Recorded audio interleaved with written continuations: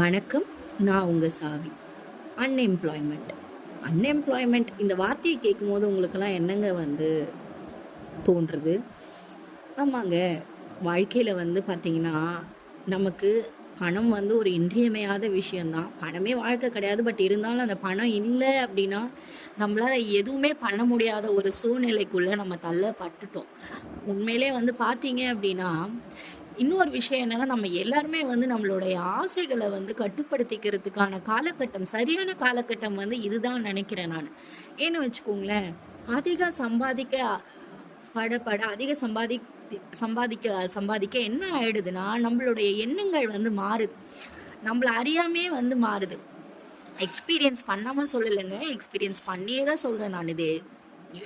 உங்களுக்கு அவங்களுக்குன்னுலாம் கிடையாது. எல்லாருக்குமே தான். ஈவன் யாரா இருந்தாலும் சரிதான்.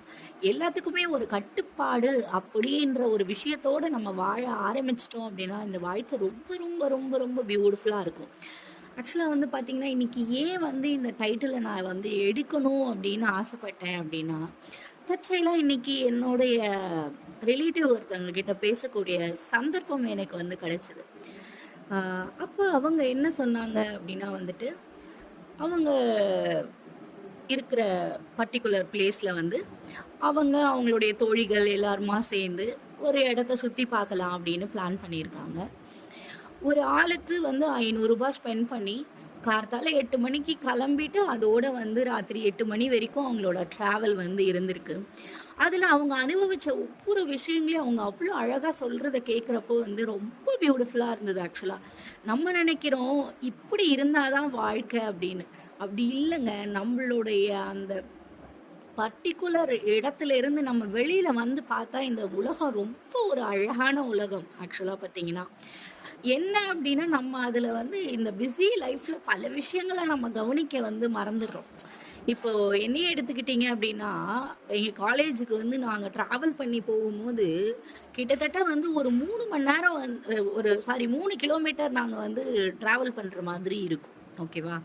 அப்போ நடந்து போகும்போது அந்த கால் வலியோ இல்லை ஒரு டயர்ட்னஸோ எதுவுமே தெரிஞ்சது கிடையாது. இப்போது நம்ம ஒரு பொசிஷனு ஒரு ஏர்னிங் இந்த மாதிரிலாம் வந்ததுக்கு அப்புறமா நம்ம லைஃப் ஸ்டைலையே நம்ம கம்ப்ளீட்டாக சேஞ்ச் பண்ணிக்கிறோம். இன்னொரு விஷயம் என்ன அப்படின்னா, நம்ம கூட பக்கத்தில் இருக்கிறவங்களோட அட்ஜஸ்ட் பண்ணி போகணும் அப்படின்ற எண்ணமே நமக்கு வர்றது கிடையாது. ஒரு அம்பாசிடர் காரில் 15 பேர் 14 பேர் ட்ராவல் பண்ணது போய் இப்போ ஒரு காரில் ஒரு 5 பேர் ட்ராவல் பண்ணாலே நமக்கு ரொம்ப சஃபகேட்டடாக இருக்கிற மாதிரி ஃபீல் பண்ண ஆரம்பிச்சிட்டோம். அதாவது என்ன அப்படின்னா, இந்த பிரமிப்பான உலகத்துல நமக்கு கிடைச்ச பரிசுகள் என்ன அப்படின்னா, நம்மளுடைய அட்ஜஸ்ட்மெண்ட்டை இழந்துட்டோம், நம்மளுடைய பேஷன்ஸை இழந்துட்டோம், நம்மளுடைய நிதானத்தன்மையை இழந்துட்டோம். இந்த மாதிரி நிறைய விஷயங்களை நம்ம இழந்துட்டோம். லட்சக்கணக்கில் கோடிக்கணக்கில் சம்பாதிக்கிறது தான் ஒரு அழகு அப்படின்ற ஒரு விஷயத்துக்குள்ள நம்ம உள்ள புகுற ஆரம்பிச்சிட்டோம். உண்மையிலே பார்த்தீங்கன்னா, இப்போ திடீர்னு இப்போ நிறைய லே ஆஃப் நடக்குது. நிறைய கம்பெனிஸில் லே ஆஃப் போய்கிட்டு இருக்குது. என்னடா இது அப்படி பேசுகிறாளே அப்படின்னு நினைக்காதீங்க. நிஜமாவே அதுதான். அடுத்த செகண்ட் அந்த மாதிரி நடக்கும்போது நம்ம என்ன பண்ண போகிறோம் அடுத்தது? நமக்கு குலம் இருக்குது, கோத்திரம் இருக்குது, நம்மளுடைய குலத்தொழில் இருக்குது, அதெல்லாம் தாண்டி சுய தொழில் இருக்குது, இதெல்லாம் தாண்டி நிறைய நம்மளுடைய தனித்திறமைகள் இருக்குது. இது எல்லாத்தையுமே நம்ம நம்ம குழந்தைங்களுக்கு வளர வளர வளர வளர இந்த மாதிரி விஷயங்களெல்லாம் நம்ம கற்றுக் கொடுத்து அவங்கள வளர வச்சுட்டோம் அப்படின்னு வச்சுக்கோங்களேன், பல நேரங்களில் பல சந்தர்ப்பங்களில் அவங்கள அவங்க மாற்றிக்கிறதுக்கான வாய்ப்புகளாக அது அமையும். ஒரு கொக்குக்கு ஒன்னே மதி அப்படின்னு சொல்லிட்டு குதிரைக்கு கடிவாளம் கட்டின மாதிரி நம்ம ஒரே விஷயத்தை நோக்கி பயணம் மேற்கொண்டுட்டே இருக்கிறோம். அந்த பயணம் எப்படி போகுது, எப்படி வருது, இதெல்லாம் நமக்கு தெரியல. திடீர்னு இப்போ அந்த நல்ல சம்பளம் வாங்கிட்டு இருக்கிறோமோ திடீர்னு நம்ம கையில் இல்லை அப்படின்னா நமக்கு அப்படியே கண்ணை கட்டி காட்டில் விட்டுற மாதிரி ஆயிடுது. அப்படிலாம் இல்லைங்க.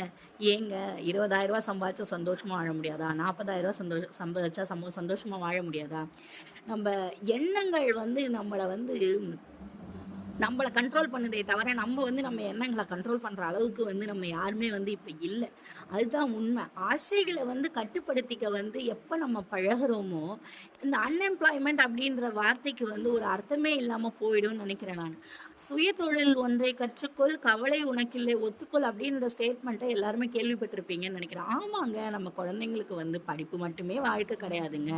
படிப்பு படிப்பு படிப்பு படிப்புன்னு இருந்தால் எப்படிங்க? நாளைக்கு அவங்களும் சுயமாக சம்பாதிக்கிறதுக்கான இதை நம்ம கொடுப்போங்க. இந்த அன்எம்ப்ளாய்மெண்ட்டு அப்படின்னு சொல்லிட்டு யாரோ ஒருத்தரை வந்து நம்ம குறை சொல்லிட்டு உட்காந்துட்டு இல்லாமல் நம்மளையே நம்ம எப்படி வந்து ஒரு எம்ப்ளாயபிளாக மாற்றிக்கலாம் அப்படின்ற ஃபேக்டரை நம்ம யோசிப்போங்க. நம்ம வந்து அடுத்து வேற ஒரு படிக்கு நம்ம வந்து முன்னேறி செல்வோங்க. அதே மாதிரி வந்துட்டு கொஞ்ச நேரம் வந்து எடுத்துக்கிட்டு நமக்கு பிடிச்சவங்க கூட நம்ம பேசுறது, பழகிறது, இப்படியே வந்து இது பண்ண நம்ம நம்ம ஃபேமிலி மட்டுமே உலகம்னும் கொஞ்சம் இல்லாமல் நம்மளை சுற்றி இருக்கிற உலகத்தையும் நம்ம வந்து பார்க்கணும், ரசிக்கணும். அது சொந்தக்காரங்களாக இருந்தாலும் சரி, நம்மளோட நண்பர்களாக இருந்தாலும் சரி தான். நம்ம வாழ்க்கை வந்து இப்போல்லாம் வந்து ரொம்ப நியூட்ரலாக வந்து தான் திங்க் பண்ண ஆரம்பிச்சிட்டாங்க. நம்ம குடும்பம், நம்ம கணவர், நம்ம குழந்தைங்க, இல்லை நான், என் மனைவி, என் குழந்தைங்க, இப்படி யோசிக்கிறவங்களோட எண்ணிக்கை தான் அதிகமாயிடுச்சு.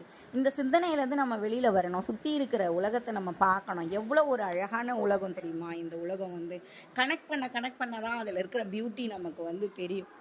என்னடா இது அன்எம்ப்ளாய்மெண்ட்டோட இதை கனெக்ட் பண்ணுறாளேன்னு நினைக்காதீங்க. உண்மையிலேயே வந்துட்டு ஒரு மனுஷனுக்கு கையில் பணம் வச்சுருக்கும் போது தலைக்கால் புரியாதுன்றது 100க்கு 100 உண்மையான விஷயங்க.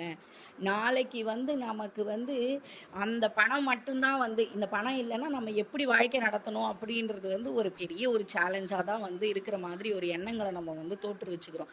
சுற்றி இருக்கிற எல்லா விஷயங்களையும் நம்ம கவனிக்க ஆரம்பித்தோம் அப்படின்னா எந்த ஒரு சூழ்நிலையுமே நம்ம வந்து எளிதாக வந்து கடந்து வந்துடலாம். இதுலேருந்து நான் வந்து என்ன சொல்ல வரேன் அப்படின்னா வந்துட்டு, எந்த ஒரு சூழ்நிலையும் வந்து நம்ம வந்து கடந்து வரணும் அப்படின்னா நமக்கு உணர்வுகள், உணர்ச்சிகள் இது எல்லாமே வந்து ரொம்ப முக்கியம் அப்படின்னு நான் நினைக்கிறேன். ரொம்ப நன்றி நண்பர்களே, இவ்வளோ பொறுமையாக